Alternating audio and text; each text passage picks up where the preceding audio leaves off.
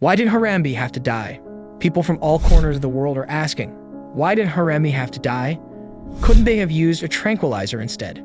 What do you think? To understand this, let's delve into what happened on that fateful day and explore the tough decisions faced by the zoo officials. Obviously, this is a very emotional time at the Cincinnati Zoo. It's unprecedented. We've never had to kill a dangerous animal in the middle of an emergency situation. Naturally, we did not take the shooting of Harambe lightly, but that child's life was in danger. And people who question that, or are Monday morning quarterbacks, or second guessers, don't understand that you can't take a risk with a silverback gorilla. They're very big, 3 times bigger than a man, 6 times stronger than that. This is a dangerous animal. We're talking about an animal with one hand that I've seen take a coconut and crunch it. In the real world, you make difficult calls, but you have to make them, and the safety of that child was paramount. It was a very sad day at the Cincinnati Zoo, a day that shook animal lovers around the globe. Harambe, the beautiful and gentle 17-year-old Western lowland silverback gorilla, became the center of a heartbreaking story. On May 28, 2016, the zoo was bustling with visitors. Among them was a young 4-year-old boy who slipped away from his mother while she was preoccupied. In a moment that shocked everyone, the boy climbed over a barrier and fell 15 feet into Harambe's enclosure. Gorillas, while often gentle, are incredibly strong and unpredictable in stressful situations. The fall into the enclosure created a dangerous scenario for both the child and Harambe. As you can see, Harambe approached the boy. His movements, likely driven by curiosity or confusion, were misinterpreted due to his natural strength. What might have been gentle for a gorilla came across as rough and threatening to a small child. The situation was exacerbated by the screams and shouts of the panicked crowd. These noises could have confused or alarmed Harambe, making his behavior more unpredictable. In a particularly alarming moment, as you can see, Harambe was dragging the boy through the water. While it's unclear if this was an act of aggression or protection, the sheer strength of Harambe made every movement perilous for the child. For 10 tense minutes, zoo officials, faced with an incredibly complex situation, had to consider Harambe's strength, the boy's vulnerability, and the immediate risk.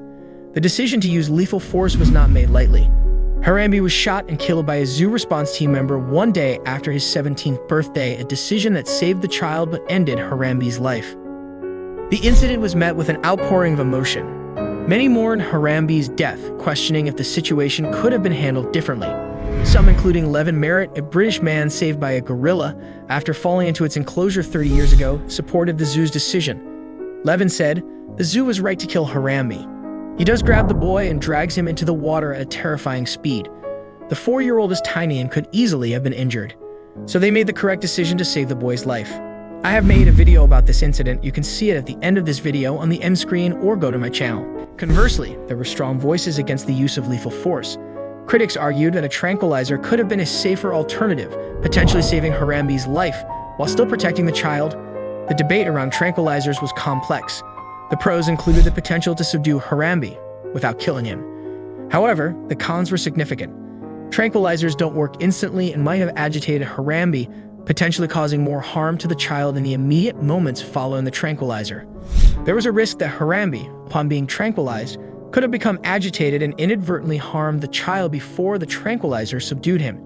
He could have fallen on top of the child in the moat, drowning himself and the child, or smothering the child. This child was being dragged around. His head was banging on concrete. This was not a gentle thing. That child was at risk. We're very fortunate that he's okay. So when it was determined that the child was being injured, not potentially injured, but was being injured, both down in the moat and then up on the ground, that we had to make a decision to shoot him, and we did. Now we turn to you, our viewers. What are your thoughts on this complex and emotional incident? Do you believe the zoo made the right decision, or could there have been another way? How do we balance the safety of humans and the welfare of animals in such situations?